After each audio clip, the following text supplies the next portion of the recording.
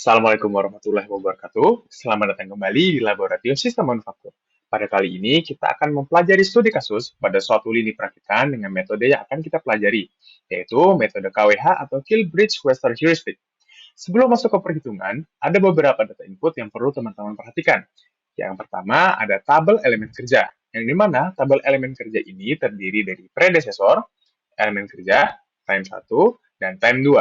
Predesesor sendiri adalah urutan pekerjaan dalam suatu lini perakitan, yang dimana artinya elemen kerja 1 tidak memiliki predesesor, karena elemen kerja 1 adalah elemen kerja yang paling pertama kali dikerjakan. Kemudian elemen kerja 2 memiliki predesesor 1, yang artinya elemen kerja 2 baru bisa dikerjakan apabila elemen kerja 1 telah diselesaikan. Begitu pula dengan elemen kerja 3 yang memiliki predesesor 1 dan 2, yang artinya elemen kerja 3 baru bisa dikerjakan apabila elemen kerja 1 dan elemen kerja 2 telah dikerjakan atau telah diselesaikan. Selanjutnya ada data input D, yaitu adalah jumlah produk yang diproduksi per hari, dan T, yaitu jam kerja per hari, yang dimana jam kerja per hari itu biasanya 8 jam, dan kita convert menjadi menit, yaitu menjadi 480 menit. Selanjutnya, kita akan masuk pada perhitungan metode KWH. Yang dimana karena kita memiliki dua data waktu, yaitu time 1 dan time 2, maka kita akan mengambil waktu rata-rata dengan cara sama dengan average, buka kurung, tekan kontrol dan tahan, pilih T2 dan T1, kemudian tutup kurung dan tekan enter. Selanjutnya, kita tinggal drag down ke bawah, dan kita menjumlahkan waktu rata-rata dari elemen kerja 1 hingga elemen kerja 13 dengan cara sama dengan sum, buka kurung, kemudian kita memilih waktu rata-rata elemen kerja 1 sampai terakhir. Kemudian enter. Setelah kita mendapatkan waktu total, saatnya kita memastikan bahwa data D dan T telah tersedia. Setelah itu, kita menentukan nilai TI max, T per D, dan nilai tengah. Kita mendapatkan nilai TI max dengan cara sama dengan max waktu rata-rata dari elemen kerja 1 hingga elemen kerja 13. Yang artinya TI max ini adalah waktu maksimal. Maka karena di sini waktu maksimalnya ada di elemen 13, yaitu dengan 6, maka waktu maksimal yang didapat adalah 6. Selanjutnya kita menentukan T per D, di mana T per D di sini didapat dengan sama dengan T adalah jam kerja, dibagi dengan D, jumlah produksi yang diproduksi. Oke, nah teman-teman di sini perlu diperhatikan bahwa di sini kan angkanya banyak ya. Nah, karena kita di sini hanya menggunakan angka penting, maka kita hanya menggunakan dua angka setelah koma. Dan itu bisa diubah dengan menekan decrease decimal. Nah, setelah angkanya sudah berubah, selanjutnya kita memasukkan T max dan T per D yang sudah kita dapat sebelumnya ke dalam tabel iterasi.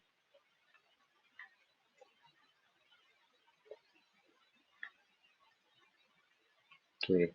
Selanjutnya, kita menentukan nilai tengah dengan cara average, tekan dan tahan, T max dan T per D, kemudian tutup kurung, kemudian enter. Setelah kita mendapatkan nilai TI max, nilai tengah, dan T per D, selanjutnya kita masuk kepada perhitungan iterasi pertama. Pada iterasi pertama ini, kita memerlukan class atau workstation dan juga city, yang dimana city atau cycle time ini pada iterasi pertama merujuk pada nilai TI max. Maka bisa saja langsung kita tulis sama dengan nilai TI max itu sendiri. Kemudian, class atau workstation di sini didapat dengan cara sama dengan round up, kemudian total waktu dibagi dengan city. Kemudian semikolon atau titik koma. Untuk beberapa laptop itu ada juga yang menggunakan koma dan ada juga yang menggunakan titik koma seperti laptop saya. Nah, itu bisa dilihat dari sini. Kalau misalnya panduannya di sini pakai koma, berarti di sini tulisnya pakai koma. Tapi kalau di sini panduannya ditulis semikolon atau titik koma, maka gunakan titik koma. Titik koma, kemudian 0. Tutup kurung, terus enter. Oke, setelah dapat nilai workstation di sini, langkah selanjutnya adalah melakukan penjumlahan kumulatif, yang dimana nilai maksimal pada penjumlahan kumulatif di sini adalah 6 sesuai dengan CT-nya. Bisa langsung kita tulis, karena di sini adalah penjumlahan kumulatif awal, maka kita tulis 2 langsung. Kemudian di sini kita tulis sama dengan TI pada elemen kerja tersebut ditambah dengan penjumlahan kumulatif sebelumnya. Oke, kita lakukan lagi hal yang sama. Nah, teman-teman, di sini kan penjumlahan kumulatifnya 7 ya, berarti melebihi dari Siti atau melebihi dari angka 6. Maka, kita harus melakukan penjumlahan kumulatif ulang seperti sebelumnya. Maka di sini kita langsung tuliskan saja. Nah, karena di sini sudah 6, maka kita lakukan pengulangannya lagi. Oke, di sini 5. Nah, karena di sini 9, berarti kita lakukan dari awal lagi. Oke, kita ulang lagi.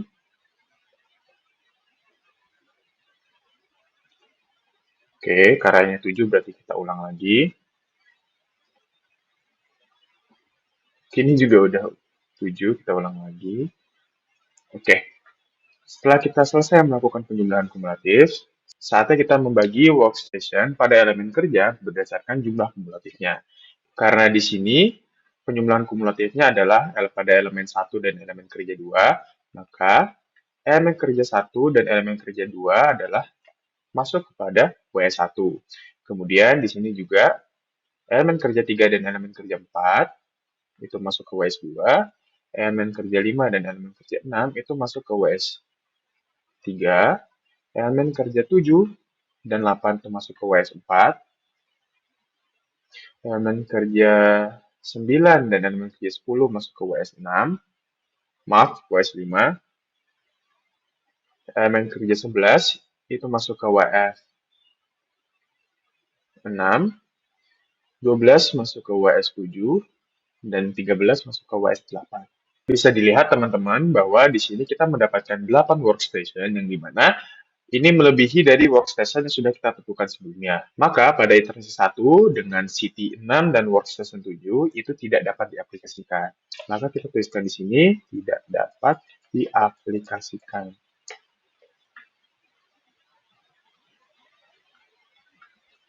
Oke.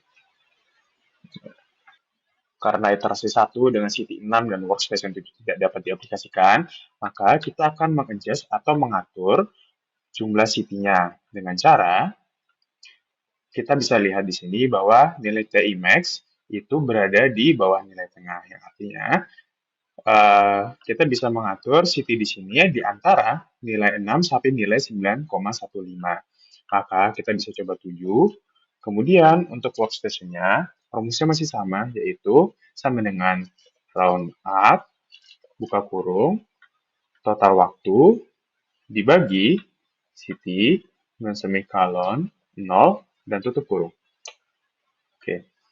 Kemudian kita melakukan hal yang sama yaitu dengan menjumlahkan kumulatif, tapi di sini penjumlahan kumulatif maksimalnya adalah 7 karena City yang kita tentukan di sini adalah 7. Kita lakukan hal yang sama lagi seperti sebelumnya. Oke, di sini udah 7, kita ulang.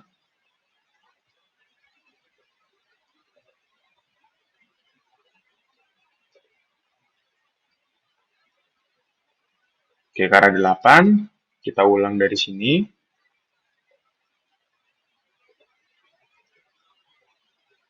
Oke, kita ulang lagi. Oke, selanjutnya, karena kita sudah selesai melakukan penjumlahan kumulatif, kita menentukan WS-nya lagi. Nah, di sini sudah ada penentuannya. Ini WS1, WS2, WS3, WS4, WS5, dan WS6. Nah, karena kita di sini dapat 6 WS, yang mana itu sesuai dengan workstation yang sudah kita tentukan, maka kita bisa lanjut ke langkah selanjutnya, yaitu kita menentukan STI max dikurang dengan STI. Jadi STI max adalah nilai maksimal dari STI. Bisa dilihat bahwa nilai maksimal pada jumlah kumulatif atau STI adalah 7, maka 7 dikurang nilai STI pada WS1 yaitu 7. Kemudian yang di bawahnya juga lakukan hal yang sama dengan 7 dikurang nilai STI pada WS2 Kemudian kita lanjut sama dengan 7 dikurang nilai STI pada WS3. Lanjut sama dengan 7 dikurang nilai STI pada WS4. Sama dengan 7 dikurang nilai STI pada WS5. Dan yang terakhir sama dengan 7 dikurang nilai STI pada WS6. Oke, setelah itu kita mengkuadratkan nilai STI max dikurang STI yang sudah kita dapatkan sebelumnya. Dengan cara sama dengan kursor kiri, kita pangkatkan kuadrat. Dan kita lakukan hal yang sama lagi.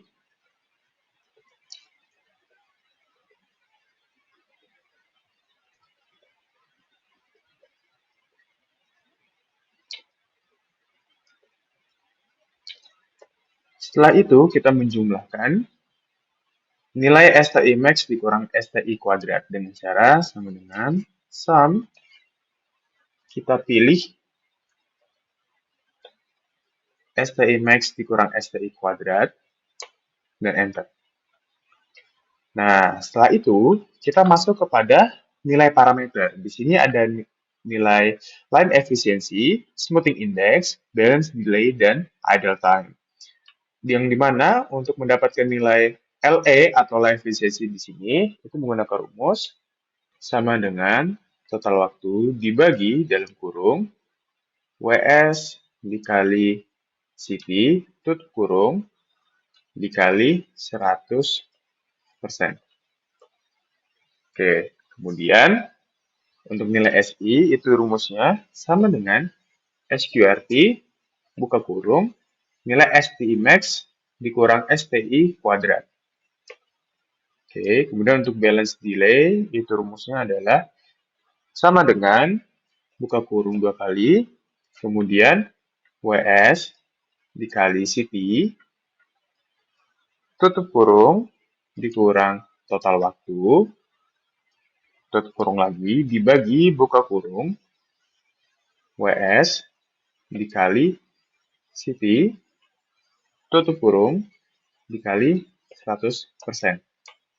Oke, dan untuk yang terakhir idle time itu rumusnya adalah sama dengan buka kurung WS dikali nilai maksimal pada STI yaitu bisa kita tuliskan 7 tutup kurung dikurang total waktu. Oke, maka didapat parameter 1 pada iterasi pertama, yaitu LE-nya ada 95%, SI-nya 1,41421, BD-nya ada 5%, dan idle time-nya ada 2%. Setelah itu, kita lanjut ke perhitungan iterasi 2 atau step 5. Pada iterasi 2 ini, CT-nya itu menggunakan nilai tengah yang sudah kita dapat pada tabel iterasi sebelumnya. Kemudian untuk workstation-nya, rumusnya masih sama, yaitu round up, kurung, total waktu dibagi dengan CT, semikalan 0.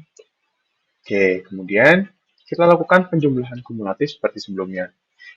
Namun di sini jumlah kumulatif maksimalnya adalah 9,15.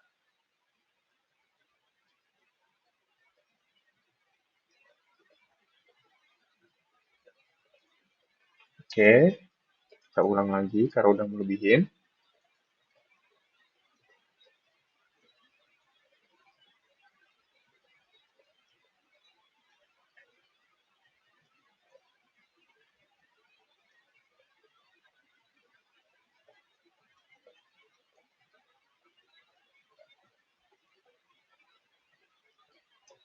Oke, kemudian kita membagi workstation-nya.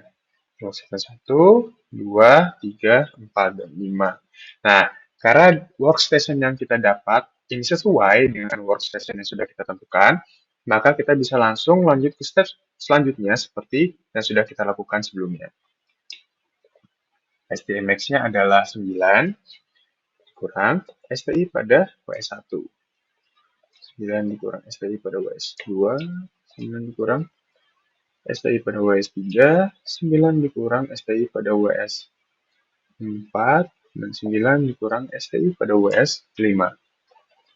Kemudian kita mengkuadratkan STI max dikurang STI.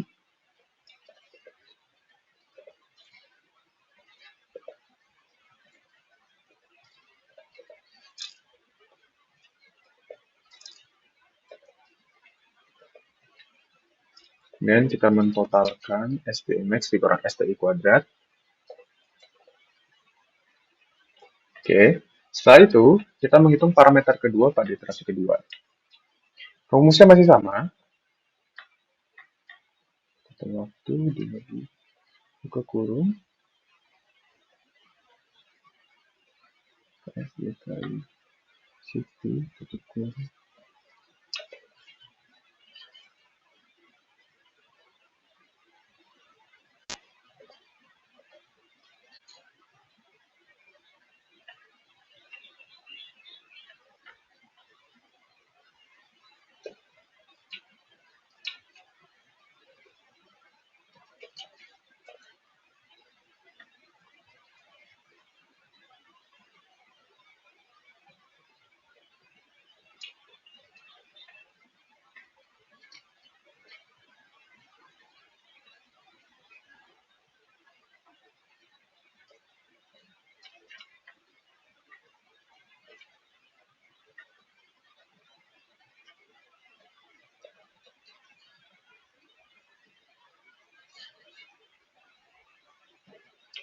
Dan terakhir adalah artinya. Ini rumusnya juga masih sama. Kurung WS dikali nilai maksimal pada STI yaitu 9 tadi. 9 tutup kurung kurang total waktu. Oke, selanjutnya kita melakukan iterasi terakhir atau iterasi ketiga, yang dimana CT-nya ini merujuk pada T per D yang sudah kita tentukan sebelumnya. Kemudian untuk workstation atau kelasnya itu masih sama rumusnya.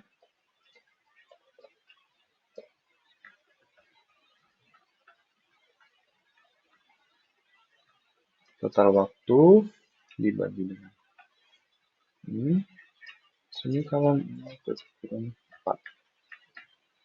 Kemudian setelah itu kita melakukan penjumlahan kumulatif, tapi untuk jumlah kumulatif maksimalnya itu ada di 12,31 sesuai dengan CT yang sudah kita tentukan di iterasi ketiga.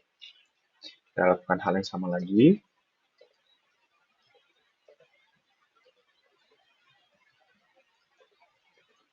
Oh, ini udah lewat, berarti kita ulang lagi.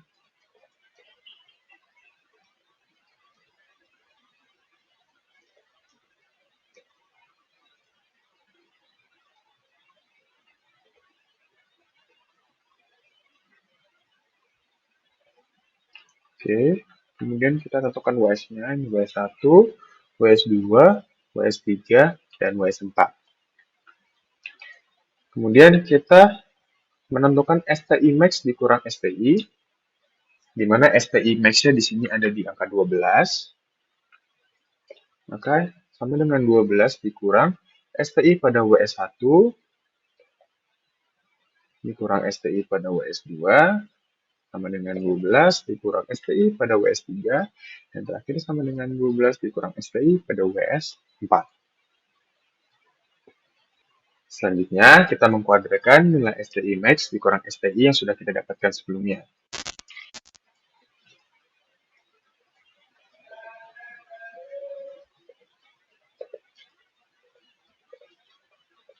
Kemudian kita mentotalkan atau menjumlahkan STI max dikurang STI kuadrat. Oke. Setelah itu, kita menentukan atau menghitung parameter 3 pada iterasi ketiga. Rumusnya juga masih sama. Sama dengan total waktu dibagi dalam kurung WS dikali CT dikali 100%. Kemudian S ini juga masih sama, SQRT buka kurung total ST max dikurang STI kuadrat. BD juga masih sama dengan buka kurung 2 kali WS dikali CT tutup kurung dikurang total waktu, tutup kurung, dibagi, buka kurung, WS, dikali City, tutup kurung, kali 100, 100%. Idle time-nya juga masih sama, yaitu sama dengan buka kurung, WS, dikali nilai maksimal pada SPI, yaitu adalah 12, tutup kurung, dikurang total waktu. Oke, setelah kita mendapatkan 3 parameter pada masing-masing iterasi, saatnya kita melakukan perbandingan atau melakukan penentuan iterasi terbaik. Dengan cara kita mengcopy paste nilai dari parameter 1. Jangan lupa ini diganti menjadi values. Kemudian kita mengcopy paste nilai dari iterasi 2. Juga diganti values. Dan yang terakhir kita mengcopy paste nilai dari parameter 3. Oke. Kemudian kita membandingkan iterasi mana yang memiliki parameter terbaik. Untuk lawan efisiensi, itu kita cari yang terbesar, yang dimana iterasi 1 adalah parameter yang memiliki light efisiensi terbesar. Kemudian untuk SI, BD, dan IP, kita menentukan dari parameter yang terkecil. Bisa dilihat juga untuk SI pada iterasi pertama itu adalah yang terkecil.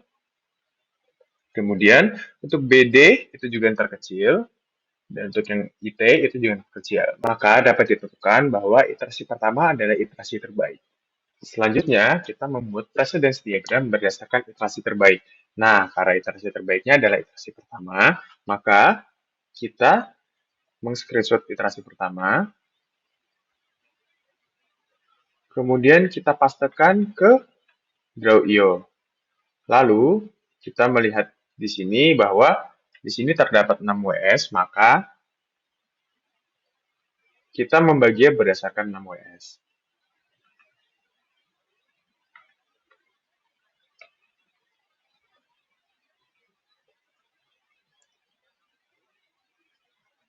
Kemudian kita bisa copy paste saja sebanyak 6 kali.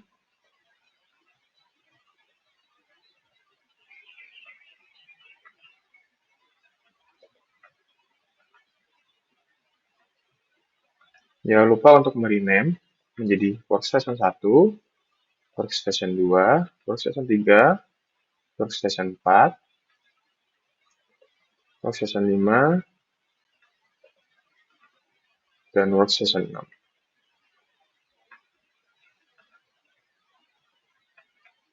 Kemudian langkah selanjutnya adalah kita melihat pada masing-masing WS-nya terdapat berapa elemen kerja serta predesesornya. Pada WS1 bisa dilihat terdapat 3 elemen kerja yang dimana elemen kerja 1, 2, dan 3 itu predesesornya saling terhubung. Jadi bisa kita gambarkan seperti ini.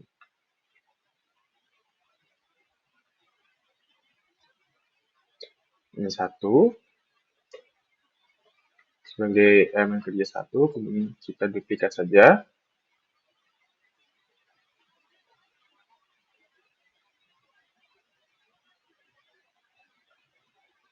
Oke, ini 2 dan ini 3. Jangan lupa untuk menarik garis, karena elemen 1, 2, dan 3 itu saling terhubung berdasarkan predesesornya.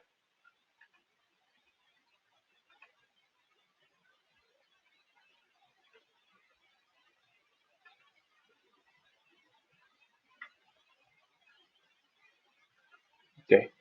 Kemudian, pada workstation 2, bisa dilihat di sini terdapat elemen kerja 4 dan 5, yang di mana elemen kerja 4 dan 5 ini predesesornya juga saling terhubung dengan elemen kerja 1, 2, dan 3. Maka bisa copy paste saja.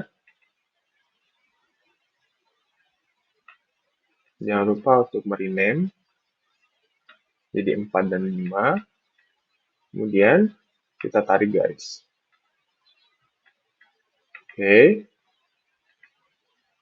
kita adjust lagi biar rapi. Oke. Kemudian untuk workstation 3, itu terdapat elemen kerja 6 dan elemen kerja 7. Bisa dilihat teman-teman, untuk elemen kerja 6 ini masih terhubung dari elemen kerja sebelumnya, namun untuk elemen kerja 7 ini membentuk predesesor baru. Yang artinya bisa kita gambarkan seperti ini.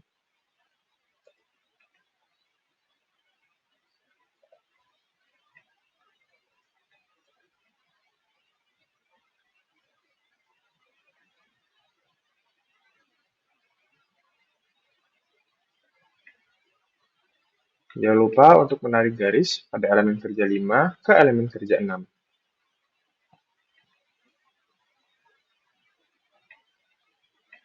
Kita adjust lagi biar rapi. Oke, selanjutnya kita lihat pada workstation 4, di mana workstation 4 ini memiliki elemen kerja 8, 9, dan 10 yang saling terhubung ke elemen kerja 7. Maka, bisa kita gambarkan. Jangan lupa untuk merename seperti ini. 8, 9, 10. Dan juga kita tarik garis dari elemen 7 ke elemen 8, sehingga elemen 7, 8, 9, 10 ini saling terhubung.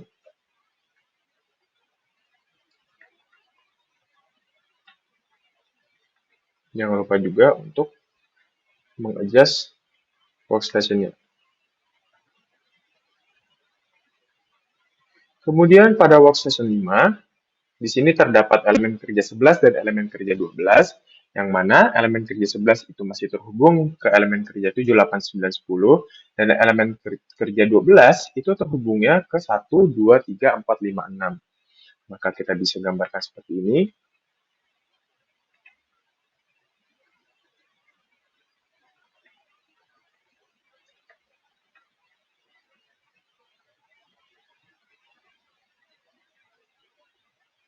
Oke, ini elemen kerja 11, dan ini elemen kerja 12. Dan untuk elemen kerja 11 itu karena terhubung dengan elemen kerja 10, maka kita tarik garis dari elemen kerja 10. Dan untuk elemen kerja 12, itu kita tarik garis dari elemen kerja 6. Sehingga elemen kerja 12 itu terhubung dari elemen kerja 1, 2, 3, 4, 5, 6, dan elemen kerja 11 itu terhubung dari elemen kerja 7, 8, 9, 10.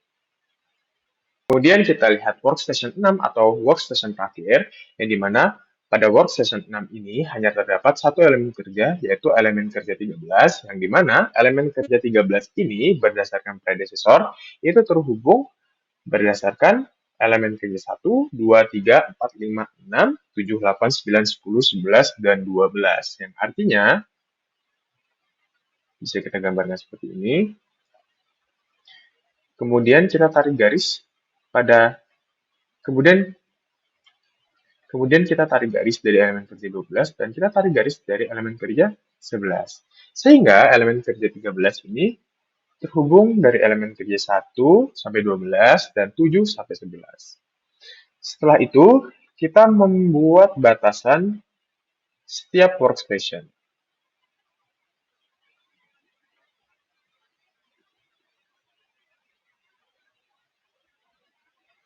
Jangan lupa untuk to back. Kemudian kita lakukan lagi untuk workstation 2.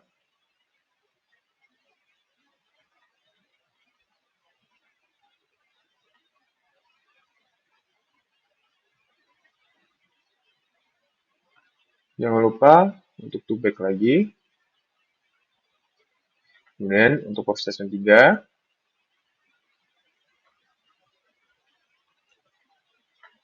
Kemudian workstation 4.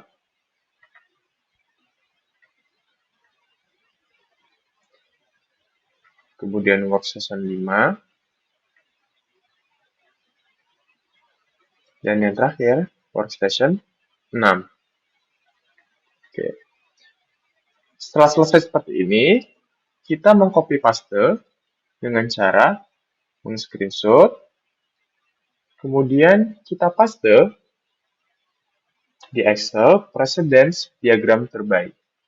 Oke, sampai sini sudah selesai ya teman-teman untuk studi kasus metode KWH atau Kilbridge-Wexler heuristic. Semoga teman-teman dapat memahami apa yang sudah disampaikan. Wassalamualaikum warahmatullahi wabarakatuh. Sampai jumpa di Lesiman.